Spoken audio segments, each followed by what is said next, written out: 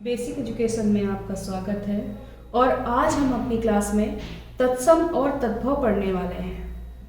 लेकिन उससे पहले एक बार जाते हैं इसके पहली वाली क्लास में, जिसमें मैंने एक प्रश्न पूछा था, तो उसका सही उत्तर बता दें। प्रश्न ये था कि मुझसे उठा नहीं गया। प्रश्न ये था कि मुझसे उठा नहीं गया वाक्य में कौन सा वाच्य है, क्योंकि मैंने वाच्य पढ़ाया था इसके पहले वाले वीडियो में। तो मुझसे उठा नहीं गया वाक्य में कौन सा वाच्य है, जिसका सही उत्तर है भाववाच्य। अब आते हैं आज के टॉपिक पर, जो कि हमारा है तत्सम और तद्भव। अब तत्सम और तद्भव उदाहरण के रूप में पहले समझते हैं कि क्या है ये तत्सम और क्या है ये तद्भव। तो जैसे कुछ शब्द हमारे संस्कृत के हैं तो उनको हम लोग हिंदी में भी बोलते हैं। तो जैसे अग्नि, अग्नि को हिंदी में क्या बोलते हैं? आग। तो जो हमारा ये अग्नि है शब्द, तो ये हमारा क्या हो गया? तत्सम। और जो आग है ये हमारा हो गया तद्भव। अब इसके पहले हम जान लेते हैं कि हमारे एग्जाम में इससे क्वेश्चन किस टाइप के बन सकते हैं, तब ये चीज़ आपको पता चलेगी कि हमें क्या क्या मेन चीज़ ध्यान देनी होगी। कि प्रश्न ऐसे बन सकता है कि आपको जैसे ये दे दिया कि अग्नि, तो पूछ सकते हैं उसमें कि अग्नि शब्द में तद्भव क्या होगा, और आपको 4 ऑप्शन दे दिए जाएंगे जिनमें आग भी होगा। आपको आग टिक कर देना होगा कि अग्नि का जो तद्भव है वो आग है। या फिर ऐसे भी पूछ सकते हैं कि आपको वर्ण दे देंगे और पूछ लेंगे कि ये तत्सम है कि तद्भव है। तो उनके बारे में हमें डिटेल से जानना होगा। आइए अब चलते हैं आगे। तत्सम, जो कि हमारा तत् प्लस सम इससे मिलकर बना हुआ है, जिसका अर्थ होता है उसके समान। मतलब किसके समान? संस्कृत के समान।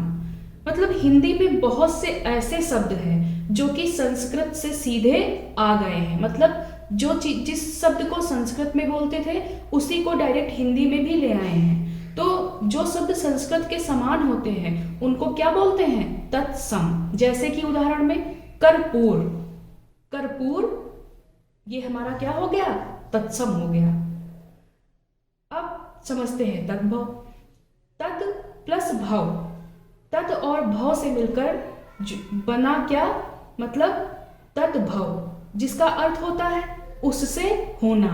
मतलब क्या कि संस्कृत शब्दों से परिवर्तित होकर जो नए शब्द बनते हैं, संस्कृत शब्दों से परिवर्तित होकर जो नए शब्द बनते हैं वो हमारे क्या कहलाते हैं? तद्भव। मतलब तत्सम में तो संस्कृत के समान ही हमारे जो शब्द होते थे आते थे। तद्भव में क्या है कि संस्कृत से परिवर्तित होकर जो शब्द आते हैं वो हमारे तद्भव कहलाते हैं। उदाहरण में जैसे कपूर। अब क्या हुआ? कर्पूर हमारा संस्कृत शब्द है, मतलब संस्कृत से बिल्कुल वैसे ही आ गए। और कपूर ये हमारा हिंदी में हो गया, तो क्या हो गया? तद्भव। मतलब तत्सम संस्कृत के समान, तद्भव उसी का हिंदी रूप, परिवर्तित रूप क्या हो गया? कपूर हो गया। अब हमें कुछ ऐसे वर्ण जानने होंगे जिससे कि हमें शब्द निर्माण करने में आराम हो जाए। जैसे कि पेपर में जैसे कुछ हमारे देखिए वर्ण दिए हुए हैं, छ, श्र, व, त्र, ण। ये हमने क्यों लिख रखे हैं कि पेपर में ये चीज पूछी जा सकती है कि छ जो वर्ण है ये हमारा तत्सम है कि तद्भव है। ख जो वर्ण है ये हमारा तत्सम है कि तद्भव है। या फिर छ वर्ण से अगर हम छ जो तत्सम वर्ण है इसको अगर परिवर्तित करें तो तद्भव में छ किस वर्ण के रूप में परिवर्तित हो सकता है, उसमें आपको ऑप्शन दे देंगे और उसी में आपको सही वर्ण को चुनना होगा। तो इस चीज को समझते हैं। तो तत्सम में हमारा जो छ वर्ण है, जो छ वर्ण है ये हमारा तद्भव में किस में बदलता है? ख और छ में। जो छ है तो वो हमारा तद्भव में ख और छ में बदलता है। जैसे कि अगर वहां पे दिया जा रहा है कि पक्षी, अब पक्षी हमारा ये वाला जो छ है वो क्या है? तत्सम है। अब हमें इसे ही तत्सम को तद्भव में परिवर्तित करना है। तो ये छ किस में चेंज होगा? या तो ख में या तो छ में। तो पक्षी ये वाला क्या हो गया? पंक्षी, ये वाला छ यूज हो गया। फिर है अभी यही है क्षीर, मतलब ये छ खा में परिवर्तित होगा तो क्षीर खीर हो गया। अभी ऐसे ही एग्जाम में दिया जा सकता है आपको कि क्षीर जो हमारा शब्द है इसमें कौन सा इसका तद्भव हो सकता है। ऑप्शन में आपको दे दिए जाएंगे 4, उनमें से खीर भी होगा। अगर आपको सही इसका पता होगा तब आप खीर लगा देंगे उसमें। तो अब आते हैं नेक्स्ट वर्ण में। तत्सम में श, श, स, ये जो हमारे 3 वर्ण हैं ये तद्भव में बनाने पर सा में बदलते हैं। जो श, श, श, सा है ये तीनों हमारे किस में बदलते हैं? तत्सम तद्भव में सा में परिवर्तित हो जाते हैं। जैसे श्रावण, श्रावण का जो ये वाला श्रा है वो सा में बदल गया, क्या हो गया? सावन। मतलब तत्सम में तो श्रावण बोलेंगे लेकिन तद्भव में सावन हो गया। फिर दूसरा जो हमारा श है ये ससुर, तो तत्सम में ससुर लेकिन तद्भव में क्या हो गया? यही श काहे में चेंज हो गया? ससुर। अब इस सा को देखते हैं तो ये सा भी इसी सा में परिवर्तित होता है। तो जैसे कृषक, कृषक का ये सा में बदल गया तो क्या हो गया? किसान। मतलब तत्सम में कृषक कहेंगे तो कृषक का जो तद्भव होगा वो क्या हो जाएगा? किसान हो जाएगा। फिर कुछ मात्राएं होती हैं रा की, जैसे ये वाली रा हमारी बनती है ऊपर, ये वाली रा नीचे बनती है और ये हमारी ये भी रा बनती है। ये 3 प्रकार की रा ये हमारी किस में परिवर्तित होती हैं? तद्भव में रा में। मतलब ये जो मात्राएं हैं रा की वो हमारे तद्भव बनने पर रा में परिवर्तित हो जाएंगी। और जो हमारा या वर्ण है तो या वर्ण किस में परिवर्तित हो जाएगा तद्भव बनने पर? जा में। जैसे देखते हैं, पहला हमारा हो गया धैर्य, तो जो हमारी ये वाली रा है तो हमने आपको बताया रा में परिवर्तित हो जाती है। तो धैर्य का क्या हो गया?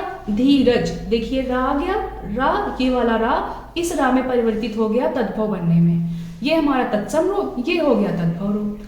फिर आते हैं ग्रह, मतलब घर। अब हमारा जो ये वाला रा है वो इस वाले रा में फिर परिवर्तित हो गया, ये हमारा तत्सम हो गया और इसका तद्भव क्या हो गया?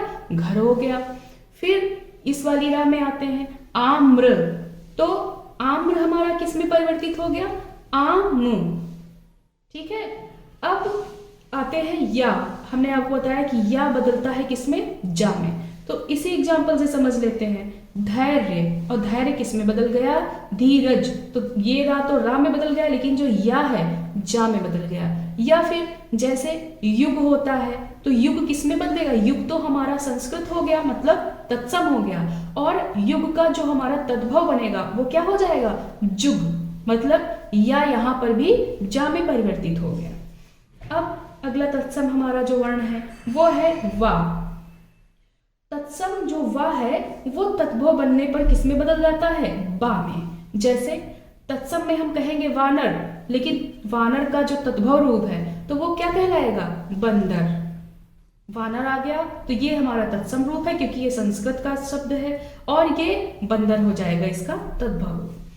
त्रा, त्रा हमारा तद्भव बनने पर ता में परिवर्तित होता है। जैसे रात्रि, तो रात्रि हमारी किस में बदल गई? रात। तो ये त्रा ता में बदल गया, तो तत्सम हमारा रात्रि और तद्भव रात हो गई। फिर आती है अणा, ये हमारा ना में बदलता है। जैसे कि कर्ण, तो ये अणा क्या हो गया? कर्ण का कान, तो अणा ना में बदल गया।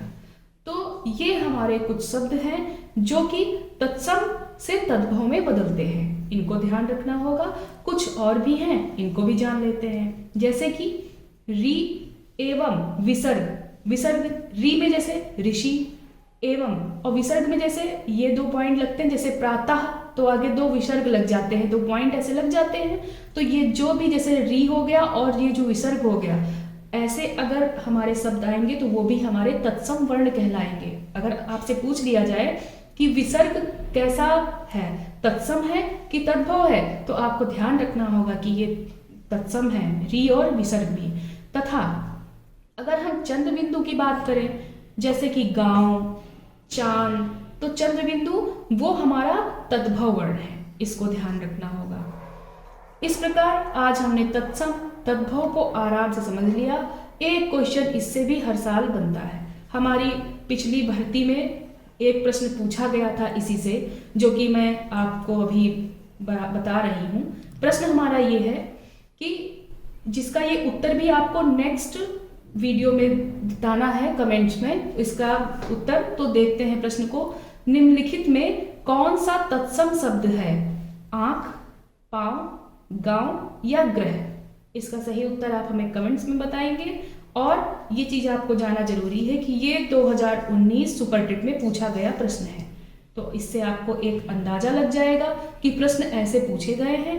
तो इस प्रकार अगर आपने इसको अच्छे से समझ लिया तो ये प्रश्न के उत्तर बताना आपके लिए बिल्कुल ही आराम हो जाएगा। अगर आपको आज की ये वीडियो अच्छी लगी हो तो कृपया इसको लाइक करें, शेयर करें और सब्सक्राइब करें। मिलते हैं नेक्स्ट क्लास में।